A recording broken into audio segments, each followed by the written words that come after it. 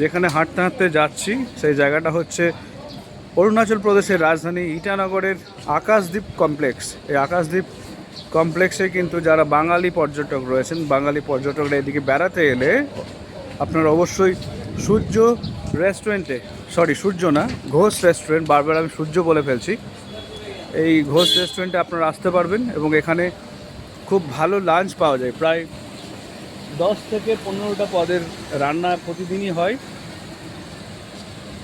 আর একটু আগে আকাশদ্বীপ কমপ্লেক্সটা যেখানে শুরু হচ্ছে সেখানে সকালবেলাতে খুব দারুণ চা, তার সঙ্গে কুকিজ পাওয়া যায় এবং পরোটা, এবং তার যে সবজিটা বানিয়েছিল আজকে খুব ভালো লাগলো। মানে এত দূরে এসেও, পশ্চিমবঙ্গ থেকে এত দূরে এসেও এত সুন্দর সুন্দর বাঙালি খাবার দাবার এখানে পাওয়া যাচ্ছে বা পেলাম, সেটা কিন্তু ভাবতেই পারিনি যে এত সুন্দর সুন্দর এখানে বাঙালি খাবার আমি পাবো। বিশেষত যে কোনো জায়গাতে গেলে তো বাঙালি হিসেবে প্রথম প্রায়োরিটিই থাকে একটু বাংলার খাবার যদি পাওয়া যায়। না পেলেও অন্যান্য খাবার তো খেয়েই নিই, কিন্তু দুপুরবেলায় ঠিক যদি গরম ভাত না পাওয়া যায় তাহলে কিন্তু জমে না। এই আকাশদ্বীপ কমপ্লেক্সটা দেখিয়ে দিই একবার, খুব সুন্দর একটি কমপ্লেক্স এখানে। আর এটা হচ্ছে ইটানগরের মেন রাস্তা। যখন আপনারা অরুণাচল প্রদেশে এন্ট্রি নেবেন,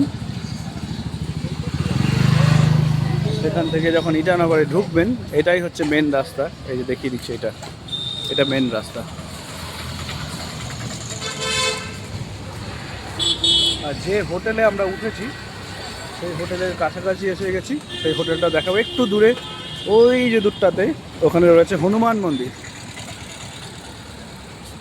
আর ডান দিকে হনুমান মন্দিরের সামনের দিকটাতেই গুয়াহাটি যাওয়ার এসি বাস এবং নন এসি বাস দুটোই কিন্তু পাওয়া যায়।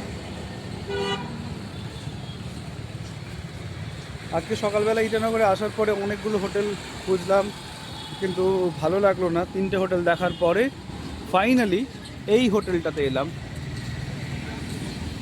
এই যে দেখাচ্ছি, প্রায় হোটেলের কাছাকাছি জায়গাতে এসে গেছি।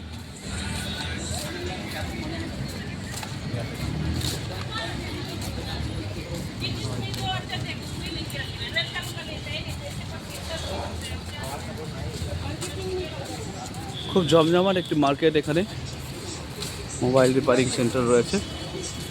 আমরা উঠেছি এই হোটেলটাতে, YLS লজ, খুব সুন্দর একটি হোটেল।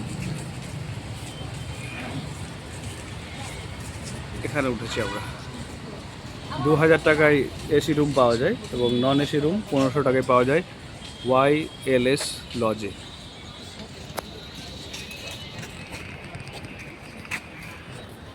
আর এই ইটানগর ঘুরে বেড়াচ্ছি, বিভিন্ন জায়গার ভিডিওগ্রাফি করছি এবং আপনাদেরকে, বিশেষত যারা বোহেমিয়ান বিনয়ের দর্শক, তাদেরকে উপহার দেব বলেই এই প্রবল রোদেও কিন্তু ভিডিও করছি। এবং আমি জানি বেশি বাঙালি পর্যটক এদিকে আসার সুযোগ পান না এবং আসেন না, যদিও জুন জুলাই মাসটা অ্যাভয়েড করাটাই উচিত। আপনারা এলে ডিসেম্বর মাসে বেড়াতে আসবেন অরুণাচল প্রদেশ, এবং অরুণাচল প্রদেশের বিভিন্ন কর্নারে আপনারা ঘুরতে যাবেন। আমি নিশ্চিত যে আপনাদের ভালো লাগবে। Till then, good by.